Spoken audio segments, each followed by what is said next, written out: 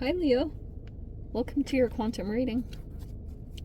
This is for Leo, Sun, Moon, or Rising. Welcome to my cross watchers. Cross watcher, maybe you're dealing with a Leo. The message could be for you. Take it however it resonates with you and your situation. Keep in mind these are general and timeless readings. All my information, as you guys know, down below in the description box, my website link, Instagram, any of that you can check out. And thank you guys so much for all your support in the channel. Any way that you've contributed, I super appreciate it. And let's go ahead and dive in. Okay. You have combination here. We have, I don't know if I'll be able to pronounce that, Apophyllite with Curiosity and Jupiter. Oh, Jupiter. You have specifically Jupiter and Mars coming in. I don't know if you guys have something. I should double check the astro weather if there was something Jupiter was doing. But you've got Pyrite with Mars and this momentum. Okay.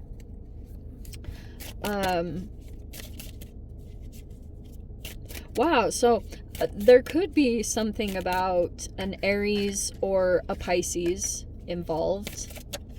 Jupiter rules Pisces. I do think that there's an interesting, like, interaction in general. Oh, okay, wow. So I am going to take this Primordial card. I know you guys didn't see it, but why would I choose that? It's not like a super fancy card, but it did pop out. Okay. Yeah. You have... There's this curiosity that's accumulating. There's a momentum here, and I think that it's either your curiosity is gathering a lot of momentum either about a situation or a person, or vice versa. Like, you could have a particular energy. I'm not sure which side it's on, to be completely honest, Leo. So either someone's curiosity is growing and growing for you, or you've got it on the other side. You've got this primordial, which is like primal instincts to me, and then you've got this imperfection. Okay, so I do think that has come out recently, where you've seen like the imperfections of someone or something, or you will see that. If you've got this curiosity card, you've got in the middle here this stillness and psyche. I do feel like this is a lot of subconscious stuff, okay? And I think for those of you, if you're working through some kind of pattern, I think that something kind of comes into autopilot and kind of takes over you. And I think you might want to use mindfulness or this stillness card to just sit. This message comes out occasionally, and when it does, I definitely have to touch on it. That almost like this primordial thing could be a very impulsive energy that wants to come in, because this momentum energy is gaining and there's this curiosity, and it almost feels like a tad bit of anxiety that you're not totally sure what is going to transpire or what's going to happen, but it's saying that for you to be still.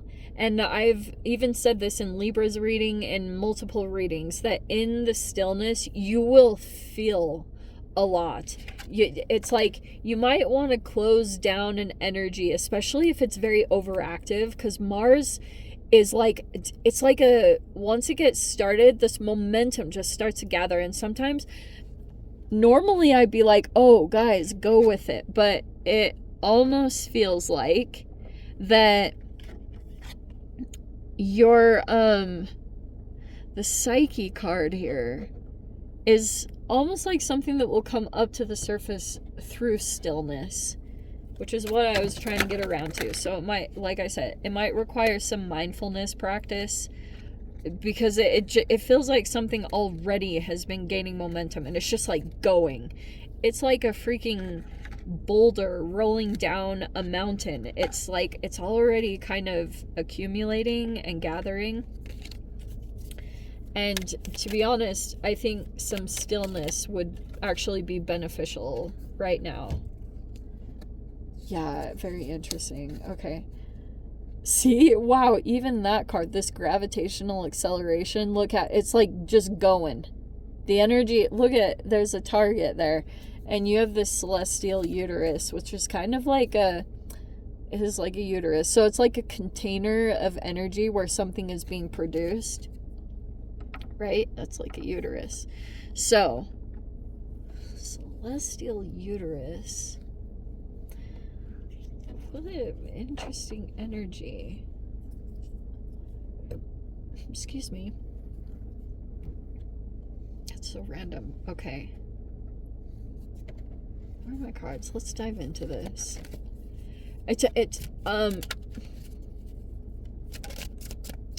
Curiosity could be growing.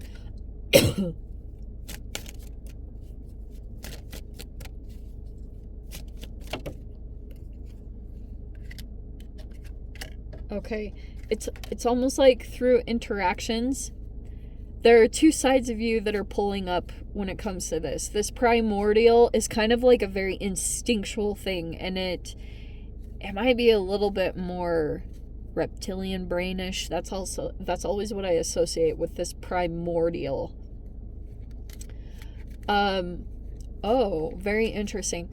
So, Leo, I'm almost getting with this that this primordial thing is kind of survival instincts, that either you're in some kind of energy where I don't know, I just heard survival of the fittest, but it's kind of like you're in this energy of navigating the lay of the land, and you're just getting a feel for things, and kind of like there's this moment of stillness.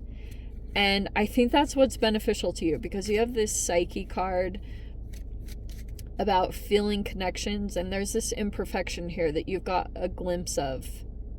Okay? And look at, you have this new chapter here. There's the Fool card that's at the very forefront of it. This is also Aries season, so it's kind of in perfect timing. You have the Two of Cups. That is an Aries card, and you've got the Four of Wands here. Okay. Okay, here's the other side of it. How fascinating. If you have been dealing with another energy, I think that it's kind of still. It's not really moving a whole lot, but there could be a lot that you're picking up on with the Psyche card. Like, in the stillness, you really do pick up on a lot energetically just by being quiet. And I think that you're going to get maybe a perspective on this. You have surrounding it the Six of Pentacles. So in the recent past, well, actually, this is kind of reversed. So some kind of cycle, look how perfect. You have the World card, which is closing up a significant chapter in your life. And I think that's what so you might be assessing things, and you might be in this brand new energy. The Fool card is like, you went through this process where you had to close up a bunch of cycles here with the World card. That's recently. And now there is possibly an energy coming forward towards you with the Two of Cups. Okay. Four of Wands. What are you again? So you're Leo. I don't know if you've got an Aries specifically, if this is like someone with a birthday, or you're like, there could be a celebration coming up. Okay. Maybe you're even celebrating yourself. But you have here, oh shiz. Okay, you've got the Seven of Swords. I don't like that. You've got the Death card. Okay. Two ending cards here on the side. You've got the Queen of Swords. That's good. Okay. And then final outcome cards. You've got that celestial uterus with the Chariot card. Okay. Here's what I'm getting with this, all right? I am gonna quickly. So if you guys dealing with Pluto energy, I think there's something hidden here. I'm just going to say it straight up. I'm not going to get too much into like, oh, and get you guys like stressed out like crazy.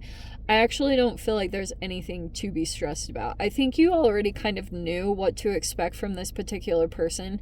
So anyone that, because it's already saying that you're in the Queen of Swords, Leo.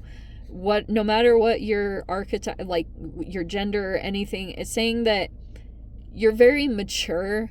At least it's showing in your mind, you kind of are getting control over your thoughts. I think that's from this cycle that you learned a lot of lessons through here. Now you know how to kind of protect your energy or to keep your mind in balance. You kind of have to do that through this process, because whatever this person is doing, if it is a specific Scorpio, it could be that energetically. So I wonder if too, I know that this is going to sound ultra nerdy, but you guys should know how I am by now. For example, this could be that sometimes I would associate this with free radicals. That there's like an overconsumption of free radicals or something, and that Pluto is transformation. And I think what could be coming in over this next week, there's a situation that's wanting to give to you. And I think that's the beginning sign of a new chapter that's starting off here. I do think that there is an energy that is strategically going to come in.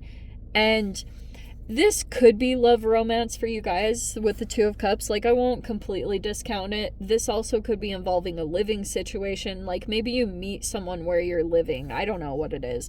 But the Six of Pentacles is saying that this person could be very generous. I don't know if there's like a gift being given here. But this is kind of like, you've got another energy here that's a little bit strategic about their movements.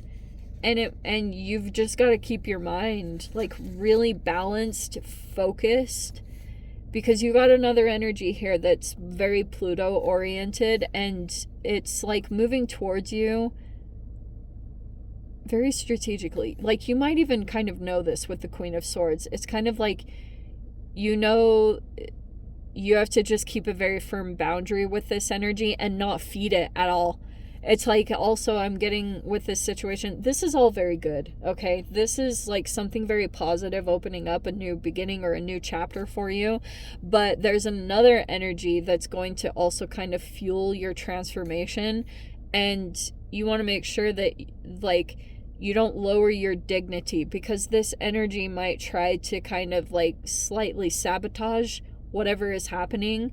Either that's internal or it's an outward thing. Like, it's going to be different for all of you. But this celestial uterus is fertility and support. It is a giving birth, but that could be a variety of things. The uterus gives you the necessary time to kind of contemplate the crucial phases of life, and above all, gestation, which is like, you know, uterus, when a baby is born, they have 9 months to gestate.